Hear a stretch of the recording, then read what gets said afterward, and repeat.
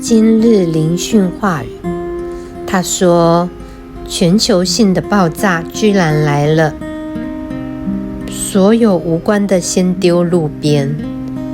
我问什么爆炸？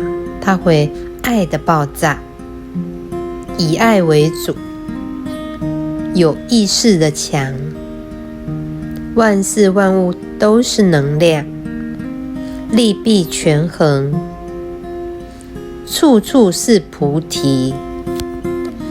功夫觉，第二次受，知道吗？你值得一切的美好，我非常非常爱你。